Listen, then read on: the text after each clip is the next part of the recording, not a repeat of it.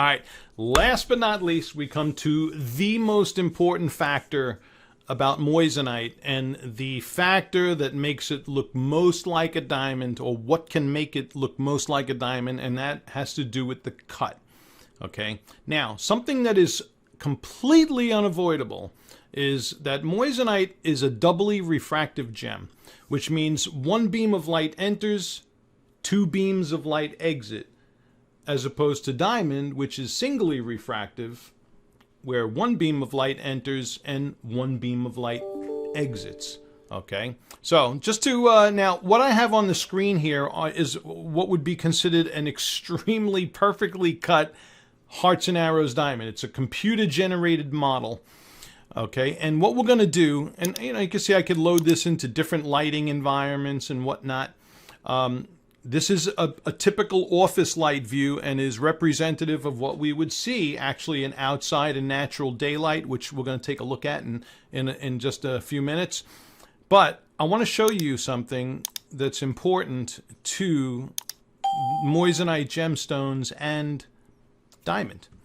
And what we're going to do is we're going to do a ray trace. I'm going to show you what a ray trace looks like for a diamond. Now, you notice you got this.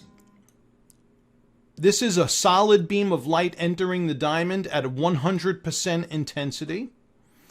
17% of that beam of light is reflecting off of the crown surface. Okay, so that would be an external reflection, or like luster. But you can see that 100, so 100 minus 17, you got 83% of that beam of light is entering the diamond. That's not reflecting off the surface. You got internal reflection happening.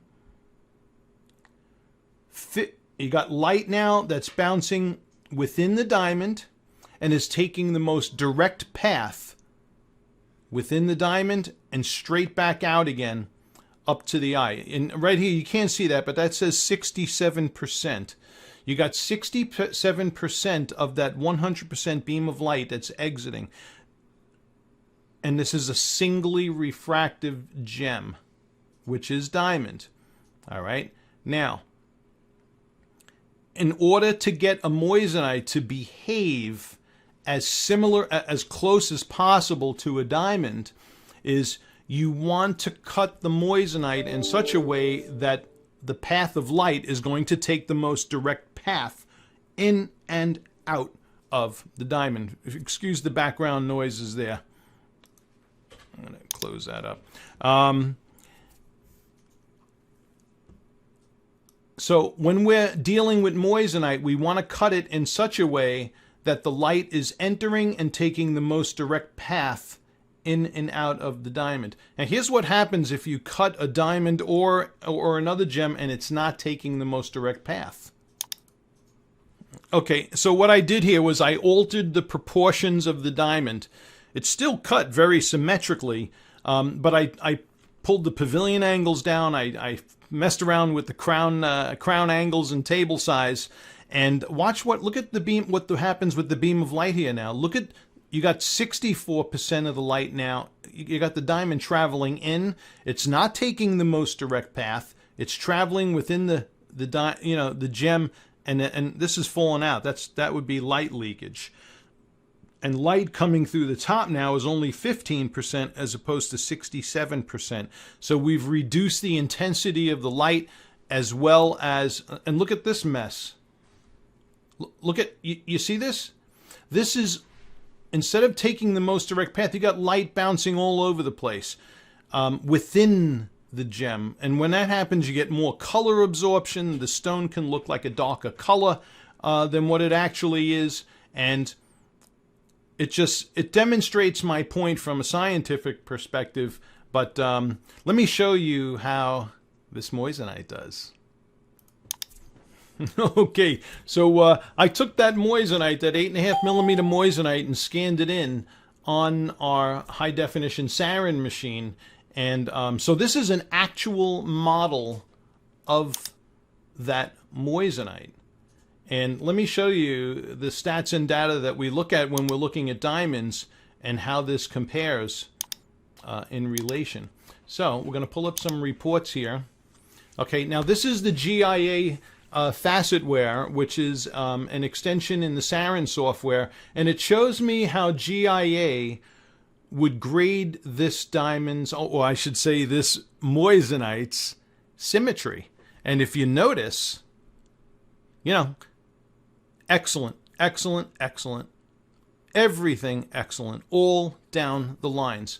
So this is a serious factor in what separates my moissanites from anything else on the market.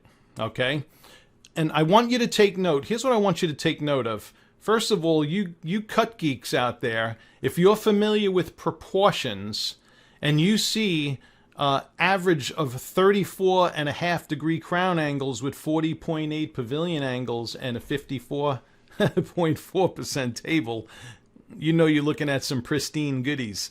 And that is the measurements of this moissanite. Okay, 34.5 crown angles, 40.8 pavilion angles, 54% table. But I want to take you a little bit deeper here, okay? I want you to take note of these deviations. The deviations, when we're talking about diamonds or moissanites or gemstones in general, the deviation is going to show us the level of precision to which the gem has been cut. Now, on the diameter, you only have a 0.5 millimeter. Actually, well, it's saying 0.5, it's actually 0.4. 8.51 to 8.55 in the diameter. That's only a 0.4 millimeter deviation.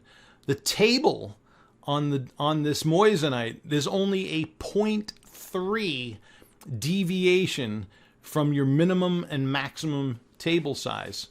Oh my goodness, if I were to put other moissanites on here, in fact, I think I will in an upcoming video, but they're a sloppy mess. The crown angles, look, a 0.4. When I see these deviations at 0.5 and under, when we're looking at diameter, table, crown angle, and pavilion angle, that is insane precision. That would be insane precision in a diamond, much less moissanite. So, in the crown angles, only a 0.4 deviation. In the pavilion angle, the most important angle on the diamond, only a 0.2 deviation from 40.72 to 40.87. That's just, it's not even a 0.2 deviation. They're rounding that off. This is insane precision in a moissanite. It doesn't get better. It does not get better. So, oh wait, let me keep those reports up for a second. So in GIA, I'm going to tell you flat out, that proportion grade not only would receive excellent in the symmetry, but it would also receive excellent in the GIA cut grade. Now, let's take a look at on an AGS round report. Remember, we're looking at issues of light performance here. Oh, hold on. I got to input the polish, and I'm going to input the polish and symmetry on this because it's top of the line polish and symmetry in a moissanite. Let me pull that back up again. And okay. Here's the weight equivalent. See, I told you it was a 2.32 weight equivalent. the Sarin accurately did the weight equivalent. These are your actual measurements. And in the AGS cut grading system, one of the primary things that we go to and look at here is this light performance deduction. And on a scale from 0 to 10, we want to see 0. 0 is the best. All right. So, and this is a computer-generated asset of the moissanite. And let me just tell you this. Computer-generated assets of diamonds are very, very accurate with this machine, especially with the Sarin high-definition machine. Since a moissanite is a doubly refractive gem, the asset may be slightly different, but let me just tell you this. When I get these results,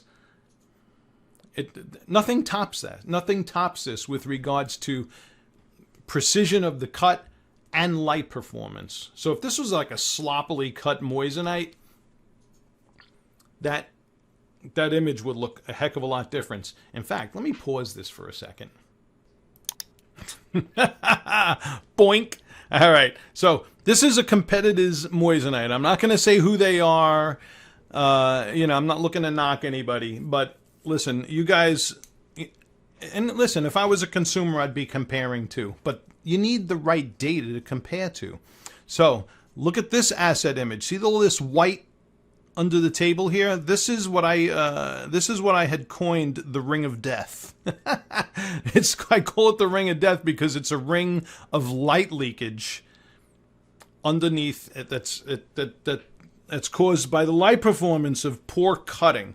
And you can see this one gets a light performance deduction of 3 as opposed to mine, which was 0.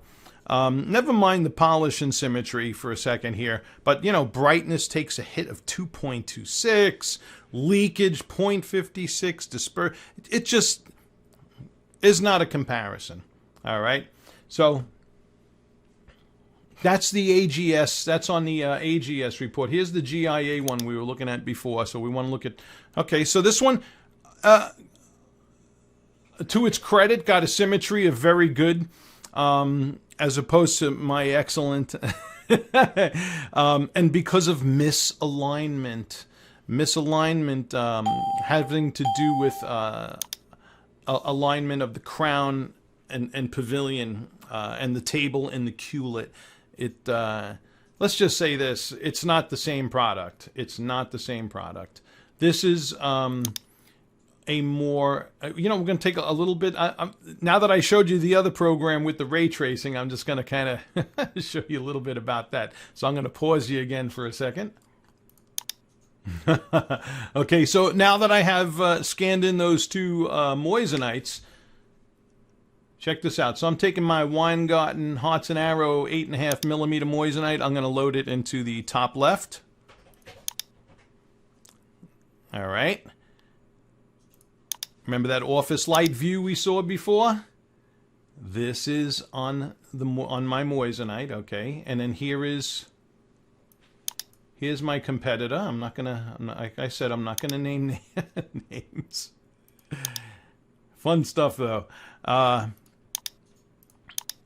Okay, this is their office light view, okay? And I can tell you, just from working with this program for over a decade, I see all this blackness here. See all this darkness? That's the results of all that light leakage in the ring of death. A ring of fire. Okay. Now, what I'm going to do is I'm going to load up the asset views of these. All right, so to its credit, it's got some reds around the edges. That's a good thing. But all that whiteness that you see there, no good.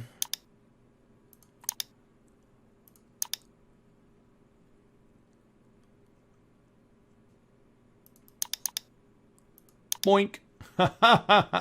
So that's mine, and that's my competitors. Now, does every single competitor cut this bad? No, but I don't know what they do, and it's not up to me to try and sell their product. That's for sure. But in any case, you guys know what you're getting with me. And this is cherry. It is. I know I sound self-promotional here, and I am being self-promotional, but this is the best. It doesn't get better. All right. And when you have that path of light taking the most direct way, look at that, see? Through the gem. That's what we want. Let's put this on its side.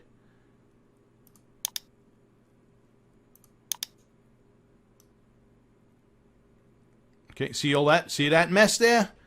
No. So This is the difference. Also, look at even the girdle too. Wow, and that concludes this tutorial on Moissanite. You know, this would be a lot for me to write in an article, so I'm glad I was able to just do this for you on video. And last but not least, I want to show you how beautiful this thing looks in natural daylighting and spotlighting. Okay, so for practical purposes, here's where the rubber meets the road. What we're looking at now is, on the left is the Moissanite in question, and on the right is a precision cut Hearts and Arrows round brilliant cut diamond. By the way, that Hearts and Arrows is an IVS1. It's a 1.5 carats. It is a branded Hearts and Arrows diamond. If I told you the brand, you'd know it right away. And look at that. Look at that. Here is the end result of the precision cutting, the proportions, the symmetry, the polish, and you know what you're gonna see when you get these in your hands in real world observation. Absolutely gorgeous. By the way, the diamond on the right is an IVS1. The Moissanite, you can see, it looks more colorless. But most importantly, what we see in the face-up position, the beautiful display of brightness and contrast, virtually identical to diamond. All right. Now, am I saying that you shouldn't get a diamond and instead get a Moissanite? No, I'm not saying that at all. We have a lot of clients who purchase engagement rings who say, hey, you know, I'd love a ring to travel with that I don't got to worry about, that looks just like, you know, as close as humanly possible to my diamonds. Well, here you go. Okay. Absolutely, absolutely beautiful. And very proud to feature.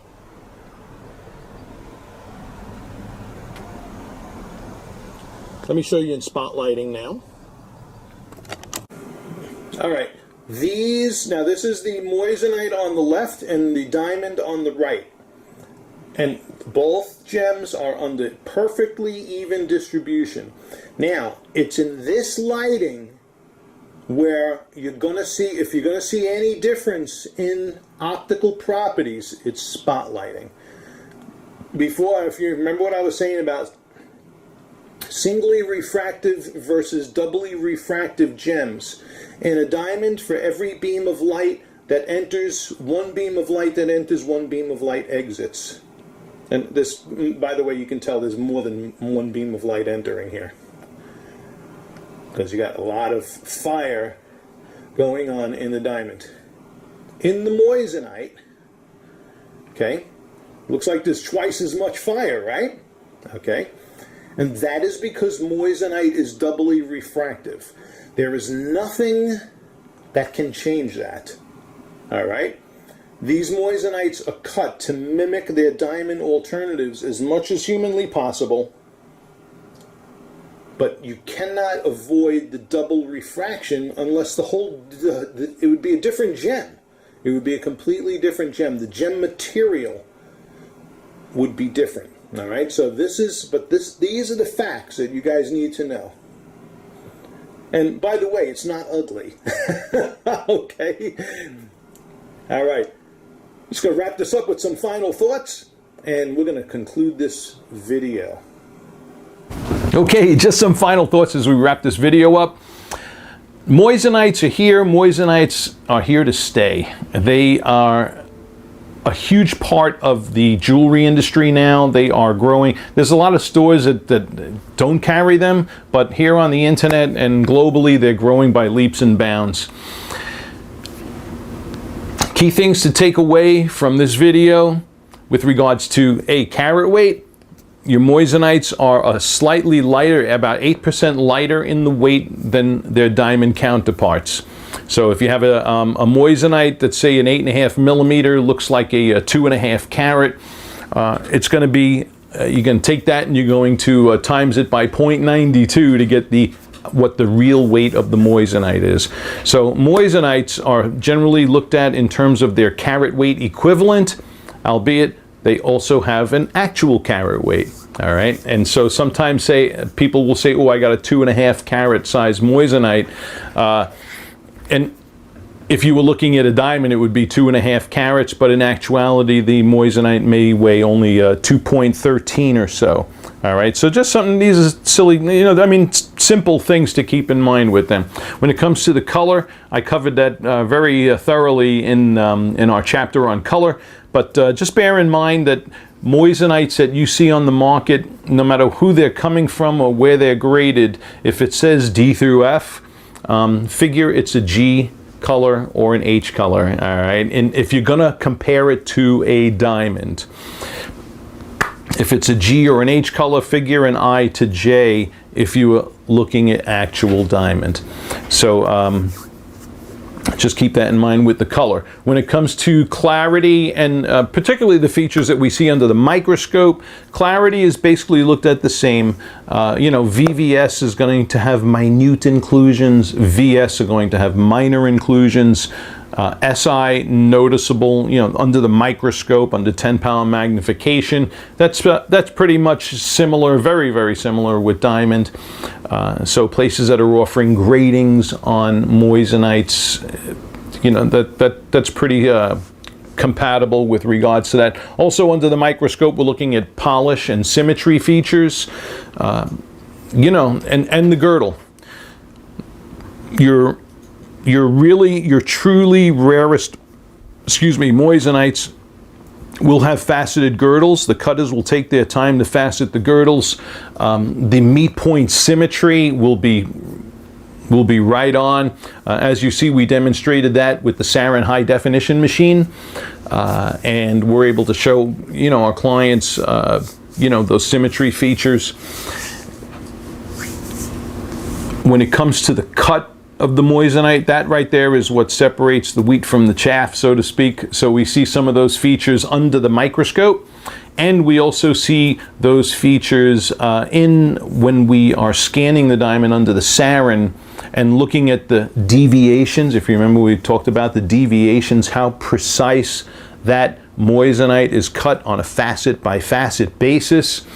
A beautifully cut moissanite is going to have some really tight symmetry, some really tight deviations, combined with the best proportion combinations to give the best light performance possible. Me personally, I'm screening mine to fall in the zenith of the GIAX AGS ideal zone. It doesn't get better than that when it comes to the cutting of moissanites. And hey, listen. We hit subscribe on the channel. We appreciate you watching. We appreciate you spending the time. If you're in the market for a moissanite, we carry an amazing selection on our website, and which you'll see linked in the description below. And we got a lot of other new, awesome, exciting things coming out this year in 2020. So please stay subscribed to my channel and follow along with me on the new Rhino School of Rock. Thanks again for watching.